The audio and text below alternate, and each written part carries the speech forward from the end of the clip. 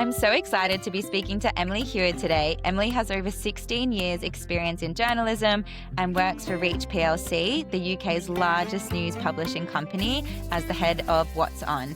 She was also editor of City Life Manchester for many years. Emily, welcome. Thank you for having me. I'm so excited to be here on the rewrites. Thank you. Emily, do you mind sharing a bit about your background and what role you think books play in today's very crowded world where so many things are vying for our time and attention? Yeah, absolutely. So you've summarized my career very well there. I am a journalist, as you say, but first and foremost, I'm a bookworm. I always have been, and I think that is really what led me into journalism. I love stories. I love storytelling. I just happen to tell other people's stories. I think I maybe just don't have the imagination that authors do. But I think in this world today where we are so busy and we do have so much time for our attention, we're constantly on screens. A book for me just offers that chance to step away from a screen and step into somebody else's shoes, experience the world through somebody else's eyes for a little bit. I think that's really important now. We live in such a polarized world. I think having empathy and an open mind to other people's experiences beyond our own and experiencing other worlds beyond our own is really increasingly important. And I really, really value that opportunity to step away and slow down. And, they're amazing for relaxation and just broadening your horizons as well. As someone whose job it is to make sure you're producing content that people want to read, what's one piece of advice you'd give to an author who's building a platform and deciding what content to put out there? It's perhaps a bit of a cliche to say this, but I think the most important thing for me is to really be authentic, be yourself, and take the time to find your voice, the voice that's distinctive to you and that makes you unique. I think that's really important for building connection with readers, whether that's through your books or through the platforms that you're building around your the world that you're creating. Um, you want people to feel that genuine, meaningful connection with you. And if you can't be yourself with them, you'll find that very, very difficult to build and it will be built on something that's not real.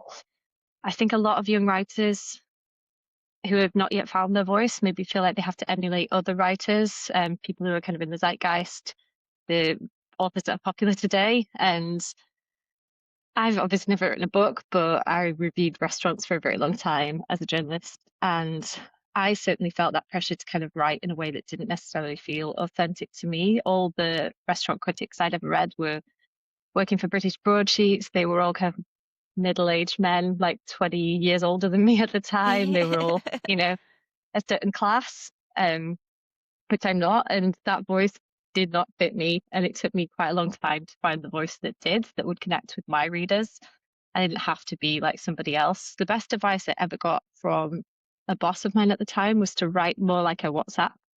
And I think that's really good advice for anybody. I think that voice that you use with your friendship groups, with your most kind of trusted, closest circle is the real you. And that's the kind of you that you should really try to let your readers, let your followers, let the community that you build around your work connect with too.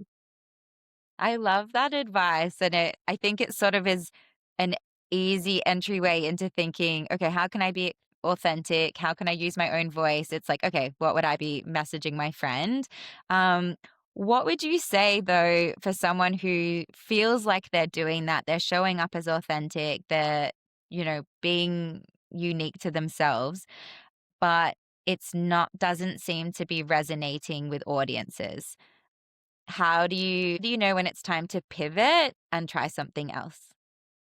I think you have to be informed by the data. I think you have to be curious about numbers. Obviously, when you're building platforms online, you've got access to unlimited amounts of data about your following, the sort of interaction rates, engagement with your posts and things like that. I think in journalism, certainly, and I imagine the same is true of publishing and, building a platform in any sort of industry. You just have to be very engaged with the numbers. They give you that real time feedback and information on what people are engaging with. You can notice patterns then in that. You can understand what the sorts of topics that people are connecting with, what are the ones that are really kind of not interested in, and really use that to kind of form the future direction of what you are posting and what you're putting out there into the world. I think it's really important to still keep an element of instinct in amongst that as well. You don't want to just have a completely robotic output that's not driven by that human connection that you're seeking to create with your followers and with your audiences. But certainly the numbers are a very good place to start. And we kind of relate relentlessly data driven in publishing, certainly in journalism these days. Um, I think as well, I would say don't give up too soon on things that are not working because it takes Mm. time to build up that following and build up that engagement. I think commitment and consistency, the number one thing. I think you've obviously tried something very consistently for a month or so and it's not working, then maybe it is time to pivot. But certainly in the early days, sometimes you can just feel like you're shouting into an abyss while you're trying to build something. But if you do stick with it and if you are, you're really confident that you're creating meaningful content that you think that readers should and would connect with, then just keep going with it for a little bit. So, how important would you say it is for an aspiring author to build that public persona today versus putting a novel out there and hoping the work will speak for itself? I think it's really, really important to be building that persona and that brand around your work. I think it's harder and harder to secure like traditional media coverage for books for aspiring authors. I think you look at any organization nowadays, they have an established presence across multiple social media platforms. They have newsletters, other kinds of communities, podcasts. They will have really diverse kind of um, platforms to build followings around their products and their services. And I think that publishing is no different. I think they're really powerful marketing tools. But I think even more importantly than that, perhaps, is we are operating an attention economy and content isn't just a commodity anymore, it's a relationship increasingly.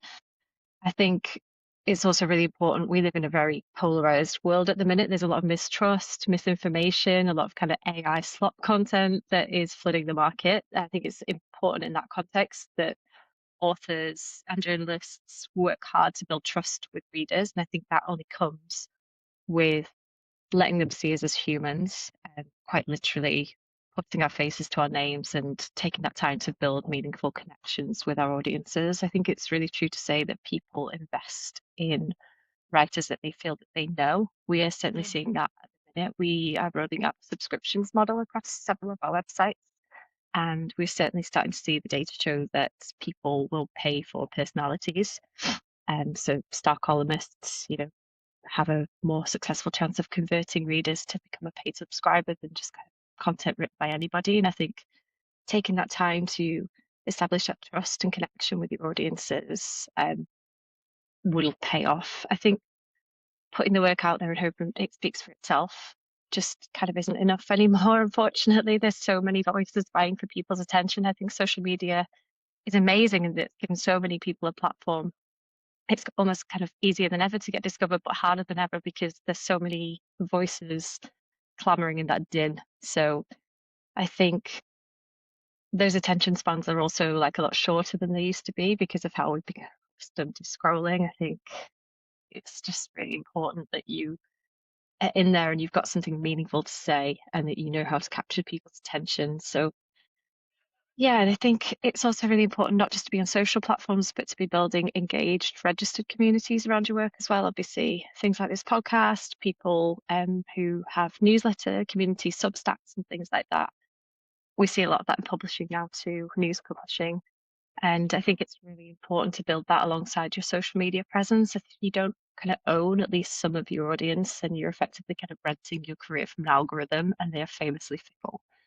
We've seen that a lot in news publishing where we've kind of put too many eggs in Google's basket or in Facebook's basket, and one quick change to their algorithm, it can, really cause your audience to suffer and experience a lot of volatility. So we've definitely kind of learned that the hard way in the past, and we're working really hard to build registered and engaged communities around our content. And I think that authors should really do the same, and I can see that they are. That's such good advice, and I love that phrasing of renting the audience versus building that followership that is with you versus the just what they're being shown on the platform. Um, what so far as you are trying to shift readers to subscription. What do you have any tips or things that seem to be working to do that? Yeah, I think people are very interested in opinion. We're definitely seeing sort of like columns and strong opinions convert well. Um, it's very different to what works on social media for us. On social media, you know, algorithms kind of push people towards extremes, we find. So, that is, I think, why in, years gone by, we saw quite a proliferation of clickbait and things like that. People kind of want those shocking headlines, those like kind of sensationalized headlines, and we don't find that working in the same way for subscriptions. We actually find it's closer to what people would have been reading in newspapers. Mm. Way back when. I think they just want their news served kind of straight up. They want the kind of, again, just the meaningful connections with the authors of the work, and so things that have a face to a name. Um, we find authored newsletters where the author's speaking directly to the reader are working really well as well. So I think when people are parting with their money, they expect a certain level of a relationship and trust with the person that's writing for them. I was going to ask, so you oversee what's on for the UK. What kind of book content, if any, do you typically cover and why? So we are quite a mass market publisher. Our audiences are vast and diverse, so kind of niche subjects matter doesn't really work for our audiences on the whole, with some exceptions. Um, I look after our regional brands, so we don't tend to run much book coverage at all on those, unless there's a really strong local angle. So there's a local author or a book that has an interesting story to tell about a place, then we might look to cover that sort of angle. But our nationals have quite a healthy audience for books content. So the Mirror actually has its own publishing arm. It's called Mirror Books, and it's an imprint that publishes things like celebrity memoirs, true crime, and extraordinary lives stories. So a lot of those have originated in our newsrooms at one point or another. So we know that those are the sorts of stories that people come to our websites for that sort of news. So that definitely translates into the interest in those sorts of books. We sometimes run serializations from those. Those can work well, especially if there's like an element of exclusivity or some kind of like bombshell.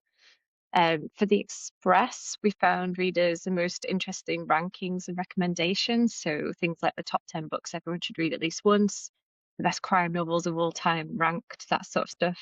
Authors and experts like bookshop owners sharing their own recommendations through a sort of first person lens. That's what we found Express readers seem to be most interested in. We've also just recently launched a newsletter called the Bookish Drop as well, and that runs a little bit more kind of it's obviously targeting a more niche audience of people that are very interested in books and reading. So that's been quite experimental so far, but that's definitely had more of the sort of traditional review content, new releases and that sort of thing. We're finding that that's working quite well now. But just targeting that really specific audience that have already indicated their interest by signing up to that newsletter may not necessarily work on our sites in the same way, but it's working for that newsletter quite nicely. I'm excited to hear what you're saying, because those are so many examples of how books are being promoted in very different ways to serve different audiences. So perhaps, although I think a common sentiment is that there's less and less book coverage in terms of book reviews and book launches. But would you say maybe yes, there's less, but it's evolving in the ways you just describe, or yes, there's less and we just have to accept that? I think you're right in to say that it is evolving. I think we're sort of almost going back to the drawing board a little bit with what works for our audiences, because we've seen a huge shift over the last year in the way that um, referrer behavior has changed. So we used to get a lot of our audience from Google search and discover. We used to get for that a lot of our traffic from Facebook. That has all really shifted on its axis in the last 12 months. And so with the subscriptions push and some of the other work that we're doing to build engaged communities, we're really kind of experimenting with new formats. We're also got a TikTok creator scheme where we're getting a lot of our journalists on TikTok, not under the sort of brand banner, but as themselves. And I don't think we have any book people yet. We may do. I might be wrong on that, but we certainly have people who are on there with real niche interests. So we've got a baker, for instance. So it's not kind of beyond the realms of possibility that the people that do the Bookish Drop newsletter might have a presence on there eventually if they don't already. So I think there are channels that you can certainly still tap into as an author. It's just in constant flux, the news industry. So it it is the case that there's been a lot of restructures over the years at all major publishers. You will struggle to find a newsroom that hasn't had a lot of cuts over the last couple of decades. And unfortunately, in the past, that has affected what we've been able to prioritize. And I would say, as somebody in this field, cultural content has been disproportionately hit. It's sometimes seen as a kind of nice to have alongside what a kind of raison d'etre is as a news publisher. So Hmm. unfortunately, sometimes that could be the first thing to fall by the wayside. Which makes me very sad as somebody who loves this stuff. Um, but I think for a while that created a little bit of a vacuum, and you've seen how that has been filled by things like Book Talk and more specialist media and more kind of like niche publishers. And I think that's really amazing to see as well because that creates whole other opportunities for authors to get themselves out there and for young creators to establish their own presence beyond the kind of traditional media route as well. Um, and that's definitely something that as news publishers, it's quite inspiring as well and just kind of changing the way that we operate. I love that. It's sort of, yeah, the a constant evolution or chicken and egg in a way situation, which hopefully, as long as there's still coverage, but that changes in different ways, it's still, people are still reading. And like you said, I think many people are bookworms at heart. So it is good to hear that. Absolutely. um, we might move to our rapid fire questions. But yeah, okay. Kindle or paper book or audio book? So I once thought nothing would replace a paper book for me. I love everything about them. I love the smell. I like sit there flicking the pages and like just smelling them. My husband thinks I'm insane. But he bought me a Kindle with a backlight when my daughter was born, and when I had just endless night feeds and just I had to like prop her upright because she was reflexy. And it was amazing because you could read it one-handed, you could read it in the dark. And I would say I've read so much more since having my Kindle, just being able to like instantly download anything that I want without having to wait for something to arrive or go to a bookshop. Um, but I still, at heart, I'm still a paper book girl. I think I love nothing more than going to a real bookshop. And we've got a new bookshop slash literary bar just about to open in my hometown soon, which I'm very excited about, called Prologue. Ooh, Um, I love going to the cool. library. We've got like a little community book swap cupboard in my neighborhood, and I loved going there and seeing what there is. Wh Um, so what I'm is saving a that. li yeah. What is a literary bar? So it's a bookshop with a bar. You can go for a coffee or a wine, and they're going to have a stage, and Amazing. they're going to have like author talks and book signings, and events, and things like that. So it's really cool. That's genius. I need to Yeah, come and visit. and audiobooks, I just can't get on with them. I can kind of just about cope with a biography or an autobiography that's read by the author. I could just about like having Barack Obama in my ears. Like I can get on board with that, but I can't lose myself in fiction in the same way. I just drift. Like I just can't do it. What are you reading now? So I'm reading a book called Good Dirt at the minute by Charmaine Wilkerson, and it's intergenerational story of how family trauma ripples through generations and kind of shapes who we become, and our family legacies and things like that. I'm not summarizing that very well, but it's good. I'm enjoying it. I've also just Awesome. finished How to Kill Your Family by Bella Mackie, which is I'm very late to the party on.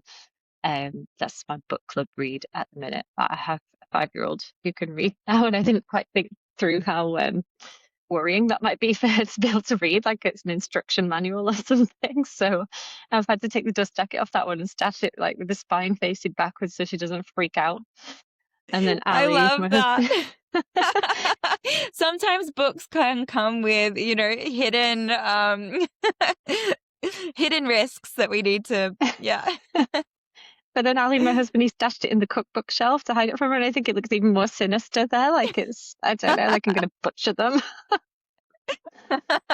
And yes, yeah, you can just imagine standing in the other room and your daughter's sounding out the words. And on one hand, you're really proud that she can say the word murder, but you're like, oh, wait. Or how to kill. Yeah. Okay. This podcast is called The Rewrite. So if you could go back and rewrite one thing you thought you knew about publishing and media earlier on, knowing what you know now, what would it be?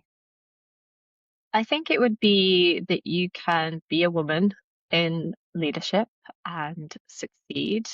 When I first started out in journalism, definitely all the people at the top were men of a certain age. I never quite saw myself really doing anything beyond being a reporter when I started out, because I guess you can only be what you can see, I think, or certainly you can feel that way. And I just never felt like those roles were meant for me. I never saw myself reflected in anyone who was at the top until I came to join the Manchester Evening News. And there was a lot of really inspiring female leaders there. My boss, Sarah Lester, who's the editor there, she's not my boss anymore, but I still consider her very much a mentor. She's an incredible editor.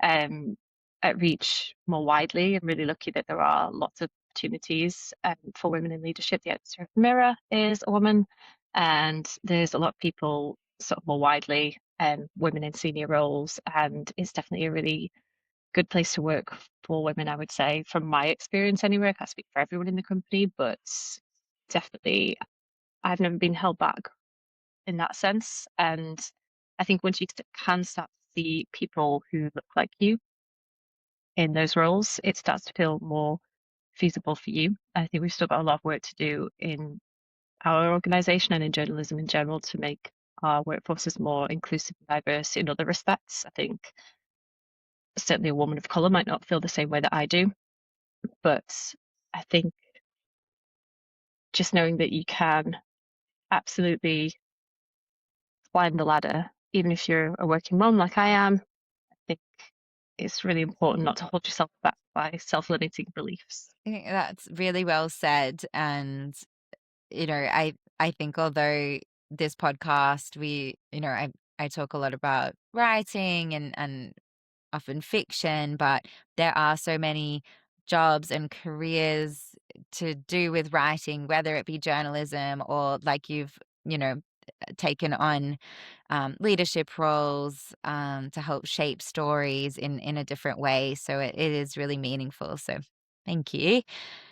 I think that's Um, that's all part of it as well. I think it's really important to have a diversity of voices because that is then reflected in a diversity of stories. And if we're only telling one type of story, we're not really reflecting the world around us. And I think that's important in journalism and also in book publishing as well. We obviously want to make sure that everyone has a story that deserves to be told. I really believe that. And if you've only got people at the top making decisions about what to commission and what to publish who have a certain narrow experience, then you're not going to find those stories reflected on the newsstands or on the bookshelves either. that's so true. Okay, next question. What's been your favorite book or author coverage that you've seen in your career? So this is for all the wrong reasons, unfortunately. But I don't know if you guys will have seen this in Australia, but the investigation into the salt path. I don't know if that book has kind of hit headlines Yes, over there, yes. but Oh my gosh, yes, it did. yeah, I just thought that was an absolutely riveting read, just how that story was untangled and unpicked. That investigation has just been shortlisted for an investigative journalism prize in the UK, and I think very deservedly so. I don't know enough about the actual story. I haven't read the book. I know there's a film coming out soon, but it does make me want to want to watch it even more, even though there's all the controversy around it. But I definitely recommend reading that investigation. It's quite a riveting read. I love that that's coming from a journalist that, you're looking at that because I was, oh my gosh, as an author and thinking of it through that lens or as a writer. And so, yeah, you as a journalist seeing like, wow, this investigative report. Okay, a book you'd love to see adapted into a TV show or movie.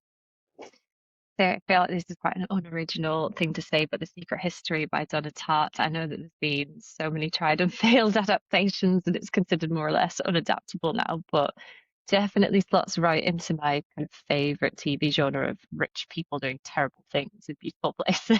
So I would really quite like to see that on screen. And it feels like it would be quite on trend with the whole dark academia thing that people love at the minute. I don't know.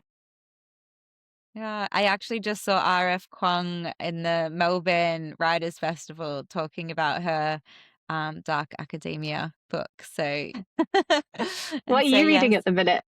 I am reading Now Back to You by BK Morrison. So I'm really Okay, enjoying it. Yeah. that sounds good.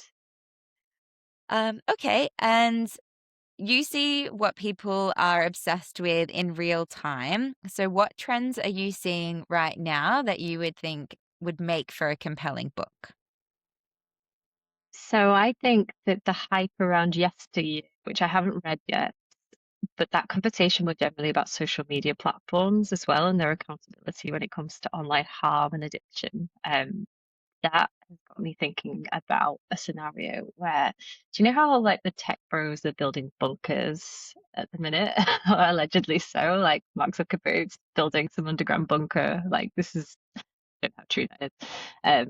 But it has made me think about what if they had to actually face some kind of apocalypse scenario, like if they went down into those bunkers and it happened and they had to come out and they don't have any like real world skills. They can obviously build all these amazing tech things, but what if the ability to do that had been taken away and there was no internet anymore and no world for them? Like how would they rebuild the world and how would their how would they survive if they had to Oh my depend on gosh. skills that they've always outsourced. So that's my little I bit of love that. idea. I like the stakes would be high too. Yeah, I feel like everyone should do scouts these days. Like we all need to, we just need to be It's a like whistle you're of fire. yes, yes. Okay, and so last one, um, do you have any last words of advice for aspiring or even well-established authors? Yes, so it would be something that I've said to you before, which I'm very glad you took this advice, but it would just be to be bold. I'm from Yorkshire, and there's a saying where I'm from, which probably won't make sense to anyone outside Yorkshire, but shy bairns get knocked. And it basically, a bairn is a child. So basically, if you don't ask, you don't get. And I think that's really true. If you don't put yourself out there and go after what you want, you won't get it. And it's very rare, I think, for opportunities to land in your lap. So you might just have to knock a few doors down, and you're going to need some balls to go and do that. But definitely, I think you need to put yourself out there, not be afraid to call in favors, cold call people, turn up in places, do whatever it takes, um, and just say yes as much as possible to any opportunities that do come your way. I'm a big believer in saying yes and taking opportunities where you do find them, and you never know where they're going to lead. Amazing. And it really is, yeah, advice that you gave me and I've taken to heart. And whenever I'm having a negative thought or a doubt, I'm like, no, be bold. This is the year of be bold. And then I just push that negative thought aside and yeah, double down on being bold. So thank you. Thank you so much for having me, and all the best of luck